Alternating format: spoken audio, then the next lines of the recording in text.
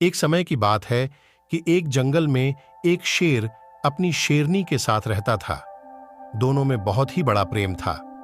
दोनों शिकार के लिए साथ साथ जाते थे। कुछ दिनों बाद शेरनी ने 2 बच्चों को जन्म दे दिया। शेर ने कहा, अब तुम शिकार के लिए मत चला करो, घर पर ही रहकर बच्चों की देखभाल करो। मैं अकेला शिकार के लिए जाऊंगा और तुम्हारे लिए भी शिकार में आऊंगा। उस दिन से शेर अकेला ही शिकार के लिए जाने लगा।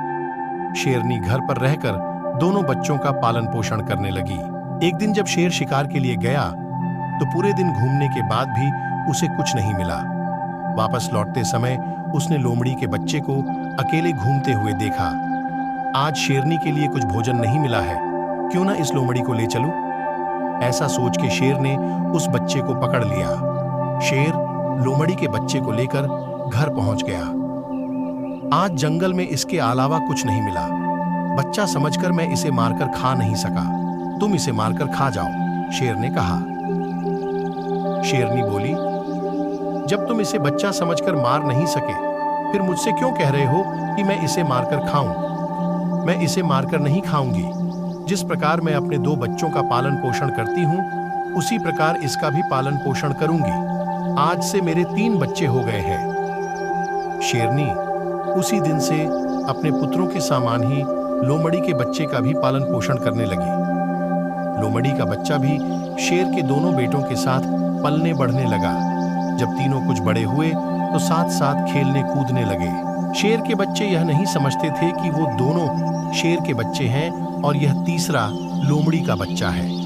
इसी प्रकार लोमड़ी का बच्चा भी अपने को शेर से बच्चों से अलग नहीं समझता था। कुछ और बड़े होने पर तीनों बच्चे एक दिन खेलने के लिए जंगल में गए। वह उन्होंने एक हाथी को देखा।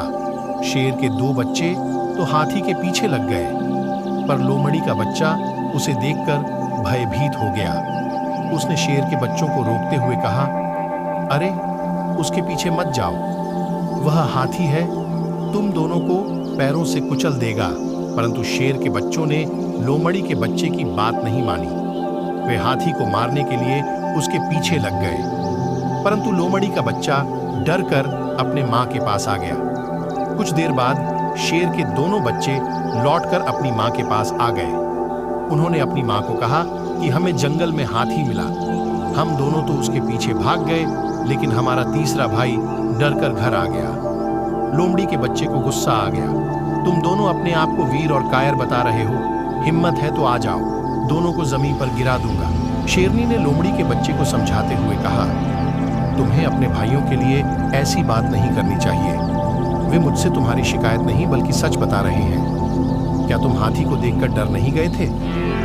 शेरनी की बात लोमड़ी के बच्चे को बिल्कुल अच्छी नहीं लगी। वह और गुस्से से बोला, मैं हाथी को देखकर डर गया। आपका कहना है कि मैं डरपोक और वे दोनों बहादुर हैं। मैं अकेला उन दोनों को जमीन पर गिरा सकता हूँ। तब शेरनी बोली, देखो बेटा, अधिक बढ़ बढ़कर बातें करना अच्छी नहीं होती। ये तो सच ही है कि तुम्हारे वंश के लोग हाथी को देखकर डर जाया करते हैं। शेरनी की बात सुनकर लोमड़ी के बच्चे ने बड़े आश्चर्य भरे स्वर में कहा, क्या कह रही हो? आपकी बात से लगता है कि मेरा वंश और उन दोनों का वंश अलग है। सच बताओ, क्या बात है? शेरनी लोमड़ी के बच्चे को अलग ले गई और उसे समझाती हुए बोली, देखो, तुम्हारा जन्म लोमड़ी के वंश में हुआ था और उन दोनों का जन्म शेर के वंश में हुआ है। मैंने तुम पर दया करके अपने बच्चों के सामान ही तुम्हें पाला है।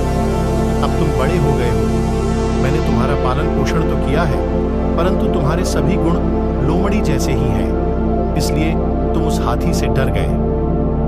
मैंने इस भेद को अभी तक अपने बच्चों से छिपा रखा है। जब उन्हें यह बात मालूम हो जाएगी कि तुम लोमड़ी के बच्चे हो, तो वे तुम्हें मारकर खा जाएंगे। इसलिए अच्छा है कि भेद प्रकट होने से पहले ही तुम यहाँ से भाग जाओ। शेरनी की बात सुनकर लोमड़ी का बच्चा डर गया और वहां से चुपके से भाग गया। ऐसी और कहानियां सुनने के लिए प्लीज सब्सक्राइब जरूर करें, जिससे कि हम नई नई कहानियां लाएं। धन्यवाद।